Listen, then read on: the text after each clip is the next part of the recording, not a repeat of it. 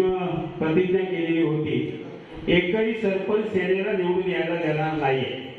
आज पत्रकारांच्या साक्षीने सांगतोय की इथे 1 आहे, 12 आहे की 13 आहे आणि 5 ते 6 जे आहे ते बीजेपीच्या विरुद्ध गाव पॅनल म्हणून लढलेले आहे।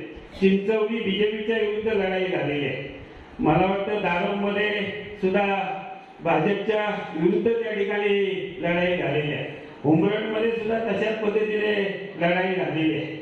अशा बऱ्याचशा ग्रामपंचायती ज्या आहेत, आज आयनल असेल, भरणी असेल, भरणी सुद्धा बीजेपीच्या विरुद्ध, बीजेपीच्या असलेल्या 7ही सदस्यांना लक्षात आलं की आपलं डिपॉझिट जाणार आहे आणि म्हणून भरणीमधल्या बीजेपीच्या 7ही सदस्यांनी शेवटच्या दिवशी अर्ज मागे घेतले आणि त्या ठिकाणी भरणीमध्ये अनिल बागवे त्या ठिकाणी निवडून आलेले आहेत। आयनलमध्ये सुद्धा बीजेपीच्या विरुद्ध पॅनल निवडून आलेले आहे। फक्त काही त्यांना भीती दाखवतात की आम्ही तुम्हाला निधी देणार नाहीये आणि मग लोक सांगतात की उद्या निधी दिला नाही तर काय होणार आहे आणि म्हणून काही अर्थाने भीतीने कदाचित ते सरकारला आले नसतील, पण बीजेपीच्या विरुद्ध लढाई होऊन आज 20 ग्रामपंचायती बीजेपीच्या विरुद्ध कणकवली तालुक्यामध्ये आलेले आहेत की ज्या आमदारांनी सांगितलं एकही सरपंच या ठिकाणी सेनेला देणार नाही आहे, त्याला उत्तर जनतेने दिलेलं आहे। याचं उत्तर का आम्ही दिलेलं नाही, आज जनता या ठिकाणी असलेल्या आमदारांच्या विरुद्ध आहे। कारण इथल्या आमदाराचा एक कार्यक्रम आहे, स्टंटबाजी करण्यापलीकडे काम काही नाही। जे काय केलं की 53 कोटीचे रस्ते आणले आहेत। आजही आमच्याजवळ पत्रव्यवहार आहे की सन्माननीय राऊत साहेबांनी 53 कोटीच्या कामांना त्या ठिकाणी मार्च एप्रिल मध्ये मंत्रालय स्तरावरती पाठपुरावा करून हे रस्ते आलेले आहेत। म्हणजे जे काय आणले ते मी आणि जे काय केलं नसेल ते शिवसेने, म्हणजे अशा पद्धतीने इथल्या आमदारांची काम करण्याची पद्धत आहे।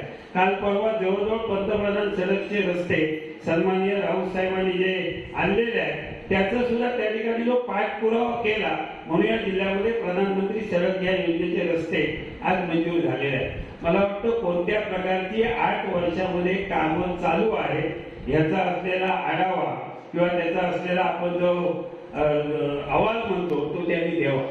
पण आज या ठिकाणी लढाई जी आहे, आज इथल्या असलेले आमचे शाखा प्रमुख असतील, विभाग प्रमुख असतील, सर्वांनी जी लढाई केली आहे स्वतःच्या ताकदीवरती आणि निष्ठेवरती तुम्ही सर्वांनी ताकद केली आहे। आम्ही निश्चितच तुमचे पदाधिकारी म्हणून कदाचित कमी पडलो असतो, पण निश्चित सांगतो जर ही ताकद अजून जास्तीत जास्त जर झाली असती तर मला वाटतं निश्चित आज जवळजवळ 30 ग्रामपंचायती ह्या कणकवली तालुक्यामध्ये शिवसेनेच्या येऊ शकल्या असत्या अशी परिस्थिती आहे। ज्या ठिकाणी पराभव झाला, काही ठिकाणी निसटता पराभव झालेला आहे। नाटकमध्ये असेल, बोर्डरमध्ये असेल, आमच्या बीडवाडीमध्ये सुद्धा 5 ते 6 मतांनी 8 सदस्य त्या ठिकाणी निवडून आलेले आहेत। आज असलेल्या डांबऱ्यामध्ये 15 मतांनी नवीन एक असलेला मुलगा ज्याचा 22 वर्ष होय त्याने 15 मतांनी त्या ठिकाणी त्याचा पराभव झालेला आहे। एकंदरीत ती आकडेवारी पाहिली, पूर्णपणे कणकवली तालुक्यातील ग्रामपंचायतीमध्ये पडलेल्या मतांची आकडेवारी काढली तर साधारण 42 ते 43% मतं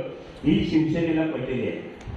त्याच्यामुळे अतुल रावराणे यांनी सांगितलं एका बाजूला बीजेपी असेल, मिंदेगट असेल आणि राणे बीजेपी तिघांच्या विरुद्ध शिवसेना आज त्यांना त्या ठिकाणी पुरून उरलेली आहे। याचा सार्थ अभिमान निश्चितच शिवसेनेचा पदाधिकारी म्हणून आम्हाला आहे आणि निश्चित तुमच्या शिवसैनिक कशा पद्धतीने लढतो तर आम्ही सुद्धा त्यावेळी राऊतसाहेब काँग्रेसमध्ये होतो। आम्ही त्यावेळी 50, 60, 70 जण त्या ठिकाणी फेऱ्या काढत होतो गावागावामध्ये आणि आम्ही येऊन सांगत होतो की शिवसेनेचे 4-5 लोक त्या गावामध्ये फिरतायत आणि ज्यावेळी मतपेटी ज्यावेळी ओपन होत होती त्यावेळी 45% 48% मतं ही शिवसेनेला पडत होती आणि राणे काँग्रेसमध्ये ज्यावेळी आम्ही 50, 60, 70 लोक फिरत होतो कुठेतरी 50-52% मतं त्या ठिकाणी काँग्रेसला पडत होती। ही परिस्थिती आता त्या ठिकाणी तशीच आहे आणि मला वाटतं ही सर्वसामान्य शिवसैनिकांची ताकद आहे। निश्चितच सांगतो की विजय जरी झाला तरी विजय डोक्यात जाता कामा नये आणि पराभवाने कधी खचून जाता कामा नये, कारण पराभव कधी कायमस्वरूपी आपल्या नशिबामध्ये दिलेले नसतात। आज या ठिकाणी भविष्यामध्ये जिल्हा परिषद निश्चित तुम्हाला सांगतो या जिल्हा परिषदेमध्ये शिवसेनेचा महाविकास आघाडीचा भगवा फडकल्याशिवाय राहणार नाही। पण मी तुम्हाला एक सांगतो की असलेल्या सरपंच सदस्य आणि ज्या काही गोष्टी आहेत आज महाराष्ट्र शासन त्यांचं निंदेगट आणि बीजेपीचं असल्यामुळे तुम्हाला सरपंचांना त्रास देण्याचं नको त्या कारणावरून त्रास देण्याचं काम करतील आणि म्हणून सरपंचांनी डोळ्यात तेल घालून काम करण्याची गरज आहे 39 कलमांतर्गत तुम्ही जर कोणत्या ग्रामसभा सरपंचांनी घेतल्या नाही तर तुम्हाला त्या ठिकाणी 39 ची कारवाई होऊ शकते. तुम्ही सातत्याने 3 सभांना जर गैरहजर राहिला तर तुमच्यावर त्या ठिकाणी कारवाई होऊ शकते.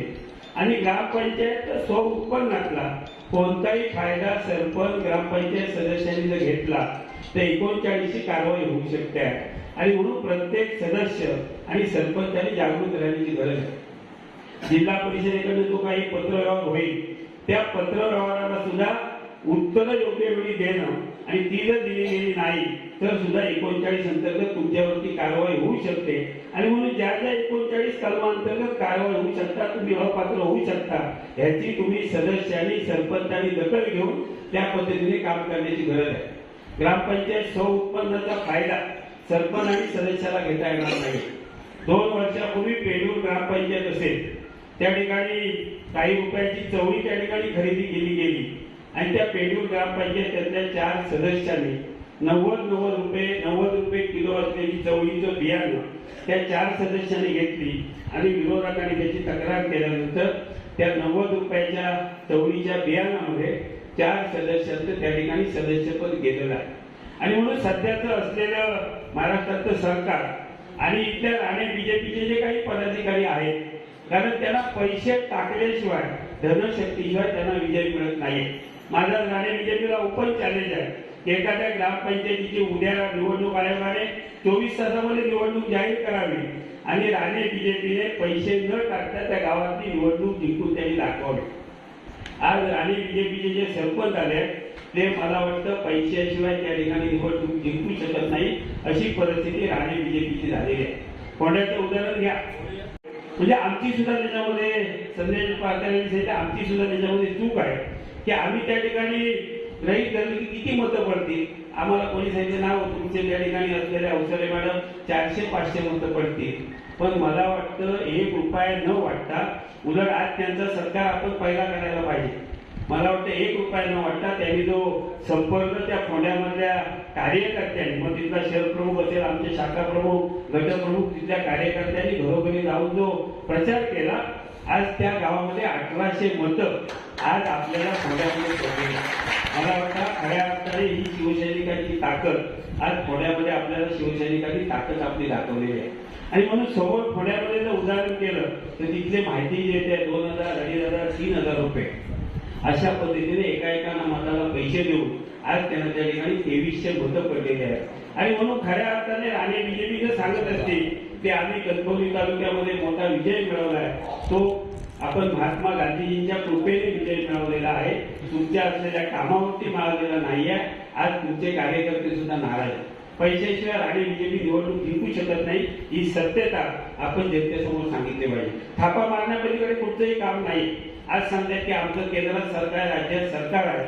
तुमचं जर राज्यात केंद्रात सरकार आहे तर ह्या सिंधुदुर्ग जिल्ह्यामध्ये मला सांगा निवडणूक लढवतेवेळी साध्या लोकांना केंद्रीय मंत्र्यांनी सुद्धा राऊत साहेब फोन केले. काही ठिकाणी केंद्रीय मंत्री गेले, इथले पालकमंत्री गेले, दुसरे उदय सामंत असतील, केसरकर असतील आणि पुन्हा स्वतःला समजणारे इथले प्रभारी मंत्री, म्हणजे 5 मंत्र्यांच्या विरुद्ध ही लढाई खऱ्या अर्थाने आपण जिंकलेली आहे. आणि म्हणून ह्या लढाईचा आपण निश्चित एका कठीण काळामध्ये आपण जे यश या कणकवली तालुक्यामध्ये मिळवून दिलेलं आहे त्याचं मला वाटतं कौतुक करावं तेवढं थोडा. आणि म्हणून लोकांच्या अपेक्षा वाढलेल्या आहेत. आज सरपंचांनी सुद्धा शांततेने लोक शांत घेऊन आपल्या गावचा विकास कशा पद्धतीने करता येईल याचा विचार करायला पाहिजे. पोपटराव हिवरे बाजारचे सरपंच मला वाटतं वयाच्या 26व्या वर्षी म्हणजे 1990 मध्ये ते सरपंच झाले आणि सरपंच झाल्यानंतर त्यांनी एक विजन, आणि म्हणून सरपंचांनी तुमच्याजवळ एक विजन ठेवण्याची गरज आहे. त्यांच्याजवळ सुद्धा त्यांना असाच प्रश्न पडला की मला आता निधी कुठे मिळणार, पण त्यांनी महाराष्ट्र शासनाच्या, केंद्र शासनाच्या सर्व योजनांचा अभ्यास केला. आणि म्हणून तुम्ही सरपंच, उपसरपंच, सदस्यांनी ज्या ज्या केंद्र आणि राज्याच्या योजना याचा अभ्यास करण्याची गरज आहे.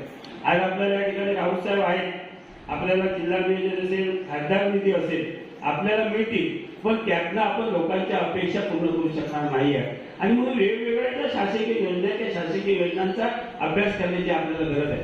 आज या मोठे असतील, कुक्कुटपालनच्या शेड असतील, आज याला 77,000 रुपये असतील, 48,000 रुपये असतील, हे सहज त्या लोकांचे प्रस्ताव करण्याची जबाबदारी ग्रामपंचायत सरपंचाची आहे.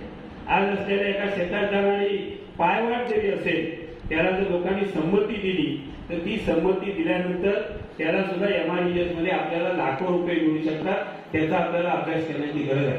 काही लोकांना वैयक्तिक योजना, आज नाविन्यपूर्ण पशुसंवर्धनची योजना आली आहे. उद्याच्या 11 जानेवारी पर्यंत त्याची शेवटची तारीख. दुधाळ जनावरांसाठी 50% सबसिडी असेल, मागासवर्गीयांसाठी 75% सबसिडी असेल, कुक्कुटपालनासाठी 100 ते 1000 पक्षापर्यंतची योजना असेल, शेळी मेंढीचे गट असतील. उद्याच्या असलेल्या 11 जानेवारी पर्यंत आपल्याला अर्ज करायचे आहेत आणि म्हणून असलेल्या ग्रामपंचायत सदस्यांनी आपल्या ग्रामपंचायत कार्यालयामध्ये जो संगणक आहे त्याच्यावरती जर पोर्टलची सुविधा त्या योजनेचं पोर्टल जर उपलब्ध केलं तर लोकांपर्यंत उद्या 11 जानेवारी पर्यंत फिरून लोकांना सांगितलं पाहिजे की ह्या योजना आज केंद्र आणि राज्याच्या आलेल्या आहेत. या योजना कोणाच्या वैयक्तिक नाही आहे. या योजनेचे अर्ज जर आपण केले तर आज अर्ज केल्यानंतर 2025 पर्यंत या योजनेसाठी तुम्ही पात्र राहणार आहात. परत तुम्हाला अर्ज करावा लागणार नाहीये याची त्या ठिकाणी खात्री बाळगून आपण या योजनेची माहिती घेऊ. जे जे सरपंच आले, कदाचित ज्या गावामध्ये सरपंच आले नसतील त्यांनी आपल्या असलेल्या शाखा प्रमुखांनी, विभाग प्रमुखांनी प्रत्येक घरापर्यंत जाऊन ही योजना जर राबवली तर निश्चित लोक आपल्याजवळ वळतील. आणि म्हणून लोकांच्या वैयक्तिक योजना, संजय गांधी निराधार सारखी योजना आहे, आपण लोकांपर्यंत गेलो. अपंगांसाठीच्या वेगवेगळ्या योजना आज जिल्हा परिषदेवरती प्रशासकीय राजवट आहे. एकूण बजेटच्या 3% जवळजवळ 2 कोटी ते 2.5 कोटी रुपये आज अपंगांसाठी वेगवेगळ्या योजना आपल्याला राबवता येत आहेत. आज शेतकऱ्यांसाठी असलेल्या विमा योजना असेल, आज फळपीक विमा योजना असेल, आंबा काजूची योजना असेल, सरपंचांनी याची जर माहिती घेतली तर मला वाटतं आज शेतकऱ्यांना सुद्धा त्याचा फायदा जो आहे हा फायदा होऊ शकतो आहे.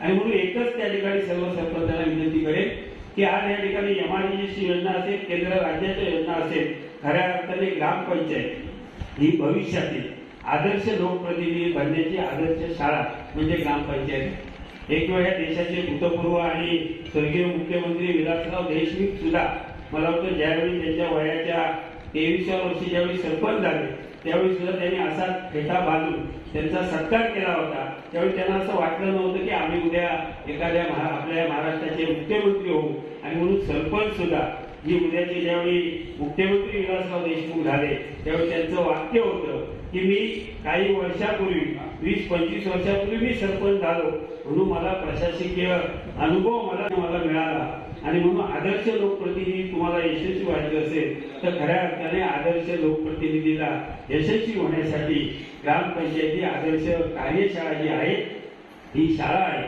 या शाळेमध्ये आपण चांगल्या पद्धतीने गोरगरिबांच्या ज्या अडचणी आहेत त्या अडचणी समजून घेतल्या आणि त्याला कोणत्या कोणत्या परिपत्रकाचा वापर केला तर आपण ती समस्या सोडू शकतो ह्याचं नॉलेज आपल्याला ग्रामपंचायतीमधून मिळू शकतं.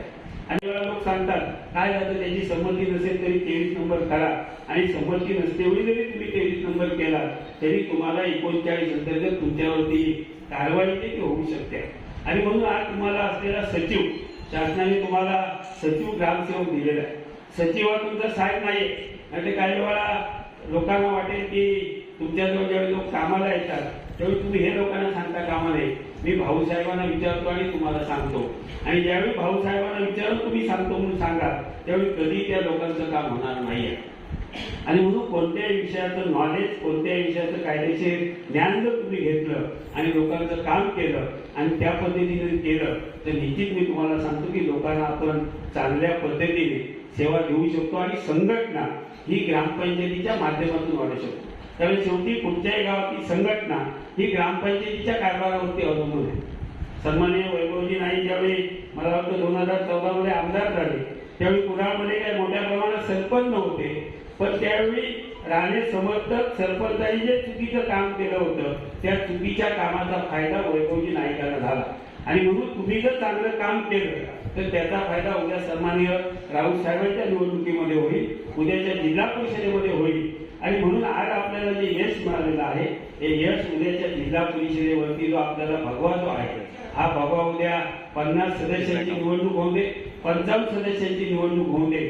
आपण जर निश्चय या सभागृहामध्ये केला की आपण ज्या पद्धतीने कोंढा गावच्या असलेल्या अवसरे मॅडम असतील तिथल्या सर्व संघटनेने जे काम केलं की प्रत्येकाच्या घरोघरी जाऊन संपर्क करण्याचं काम केलं. आजपासून तशा पद्धतीने संपर्क अभियान आपण ह्या असलेल्या गावामध्ये तर कणकवली तालुक्यामध्ये जर प्रभावीपणे राबवलं तर मी तुम्हाला सांगतो येणाऱ्या जिल्हा परिषदेमध्ये कणकवली तालुक्यात आपल्याला चांगलं यश जिल्हा परिषद आणि पंचायत समितीमध्ये आपल्याला मिळेल आणि उद्याच्या जिल्हा परिषदेवरती जो भगवा पडेल त्यामध्ये कणकवली तालुक्याचा मोठा वाटा या जिल्हा परिषदेच्या यशामध्ये असेल अशा प्रकारची मी अपेक्षा व्यक्त करतो आणि भविष्यामध्ये सर्व सरपंच ग्रामपंचायत सदस्यांनी सांघिक काम करून लोकांच्या अपेक्षा पूर्ण करून संघटनेचं काम आपण सांघिकपणे करून या तालुक्यामध्ये आपण संघटना बळकट करूया एवढी मी आपल्याला विनंती करून सर्व सरपंच आणि ग्रामपंचायत सदस्यांना भविष्याच्या वाटचालीसाठी शुभेच्छा देऊन माझं मी मनोगत या ठिकाणी थांबवतो.